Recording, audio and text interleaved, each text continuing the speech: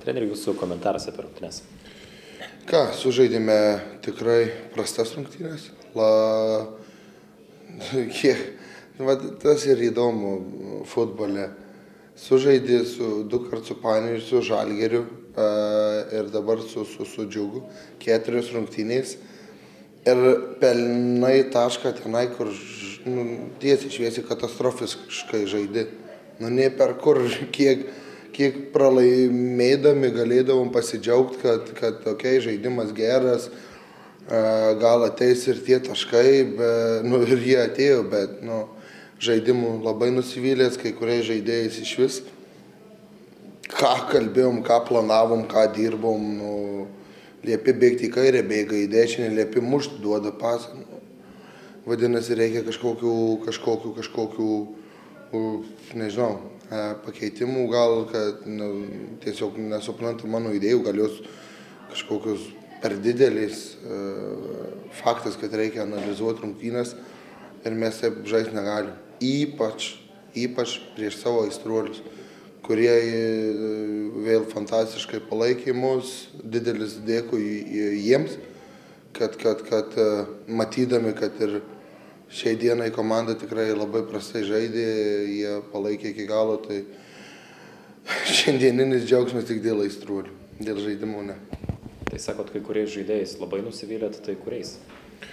Liks pas mane šitas, kaip sakyt, su jais individualiai pakalbėsim ir jeigu netenkina, vadinasi, treneris kaltas, tai vadinasi, su savim reikės pakalbėti pradžiai.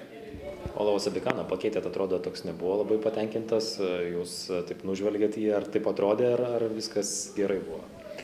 Ne, viskas gerai, žinau šitą žaidėją, jisai labiau gal buvo nepatenkintas, kaip sakyt, gal truputėlį, jo maksimumas yra žymiai didesnis, tai gal ant manęs piktas, žaidėjai ir yra tam, kad pyktų ant trenerių, kitaip jie nebus žaidėjai, o treneris irgi, jo rolė, kad žaidėjai būtų pikti ir jei žaidėjas pyksta ant manęs, kad aš jį pakeičiu, tai labai gerai, vadinasi, jis nori žaisti, vadinasi, jis dar turi ką įrodyti. Tai žvelgiu kaip labiau į pozityvą, jei jis buvo piktas į mane, negu į negatyvą. Per rungtynes atliko tik 3 smūgius, regis, pagal statistiką, ne vieno į vartų plotą. Tai kur yra didžiausios problemos, kalbant apie komandos puolimą? Taiklume. Ne, 3 tikrai. Būčiau sakęs pusė. 3 per daug, kaip sakyti. Ne, sakau, kas lietė aštrumą, tai paskutinį kartą, man atrodo, tokį aštrumą turėjom balandžio mėnesį prieš Riterius pirmam ture paskutinės rungtynės, kur irgi nieko, ne per kur, nežinau, uždarytas garažas buvo tas įėjimas į 3 zoną, tai net nustebinu, nežinau ką atsakyti, 3, tai čia, galvoju mažiau. Dabar taškas iškovotas po 5 iš eilės pralaimėtų rungtynių, bet kaip ir minėjot, buvo labai geri varžovai. Tas taškas kažkiek leidžia atsispirti, ar jis labiau yra, kaip sakot, pralaimėjimas, nes žaidimas netenkina?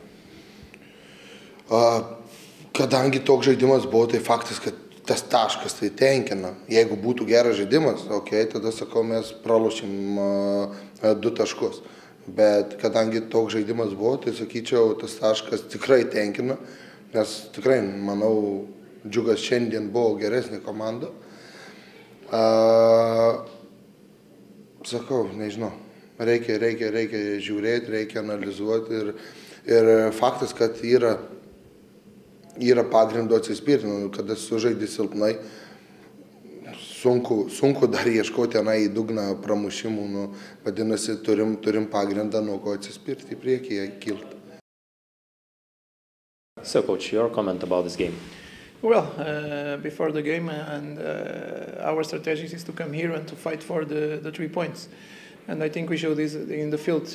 We press the opponent, especially in the first half. We do really good pressing. The opponent only shoot long balls for us. We have some 2-3 good situations to score the goal. Unfortunately, we don't score.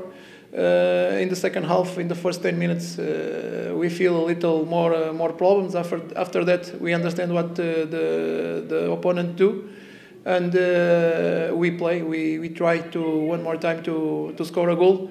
Not like the first half. I think in the first half we play a little better, but in the end we don't score. So it's 1 point. It's an important point for us, for our road, and we need to keep like that. But it was 11th game in a row without win. So where is the main problem of that? I don't see main problem. It's the difference from the teams. You see happen with us, happen with Sudova, happen with Riteriai. The teams are in the bottom. They feel more these problems because we don't have the same budget from like the other teams. So we feel more problems. But I think if we talk only what we see in the field, we see one team want to play and want to win. Just 2 points against Sudova in the season. It's not a very good opponent for you? It's not like that. If we compare the story, for example, Sudova have 3 years in the first league. Džiugas. Sudova in the last 6 years, I think they are 3 times champions. So it's a difference between the teams.